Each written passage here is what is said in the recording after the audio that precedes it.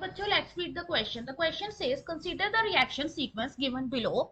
Which of the following statement is true? Option A is changing the concentration of base will have no effect in reaction 2. Option B is changing the concentration of base will have no effect on reaction 1. Option C is changing the base from OH negative to OR negative will have no effect on reaction 2.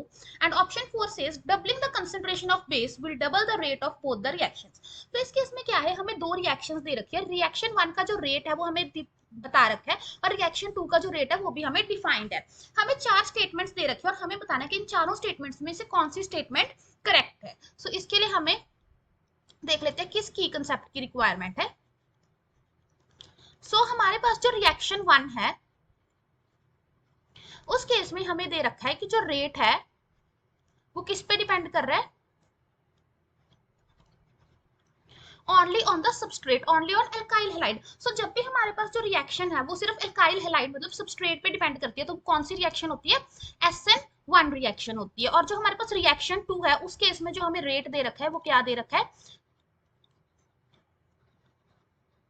और OH negative. सो OH negative यहाँ पे क्या है, OH negative का role है as a nucleophile. सो जब भी हमारे पास रेट न्यूक्लियोफाइल पे भी डिपेंड करता है वो होती है SN2 रिएक्शन. ठीक है, अब हम अपने स्टेटमेंट्स पढ़ते हैं. हमारे स्टेटमेंट में फर्स्ट स्टेटमेंट में देख रखा है changing the concentration of base. तो बेस क्या है, OH नेगेटिव. ठीक है, तो फर्स्ट रिएक्शन में जो OH नेगेटिव है वो एज अ न्यूक्लियोफाइल एक्ट कर रहा है और सेकंड में वो एज अ बेस एक्ट कर रहा है जहां पे हमारे पास एलिमिनेशन हुई है. सो कह रहे हैं changing the concentration of base will have no effect on reaction 2.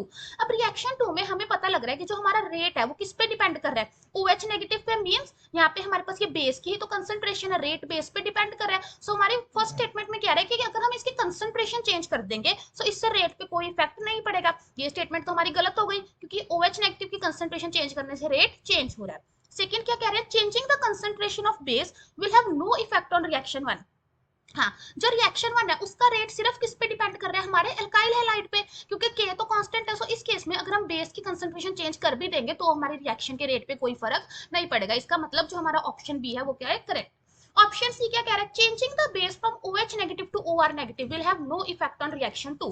अब हमें पता है रिएक्शन 2 में जो रेट है वो किस पे डिपेंड कर रहा है, बेस पे डिपेंड कर रहा है. सो अगर हम बेस को ही चेंज कर देंगे तो रेट तो चेंज होगा ही. तो इन्होंने क्या किया है कि रेट चेंज नहीं होगा बेस चेंज करने से, तो ये भी स्टेटमेंट क्या हो गई, इनकरेक्ट. एंड ऑप्शन 4 क्या कह रहा है, doubling the concentration of base will double the rate of both the reactions. अब अगर हम रिएक्शन 1 में देखें उसमें तो रेट बेस पे डिपेंड कर ही नहीं रहा. सो अगर बेस पे डिपेंड नहीं कर रहा तो बेस को डबल करने से क्या रेट डबल होगा, नहीं. ठीक है, क्योंकि उसमें रेट सिर्फ एल्काइल हैलाइड पे डिपेंड करे. सो हमारा ऑप्शन डी भी क्या हो गया, इनकरेक्ट. सो इन सभी ऑप्शंस में से जो हमारा करेक्ट ऑप्शन बनता है that is option B. Hope you find the answer. Best of luck.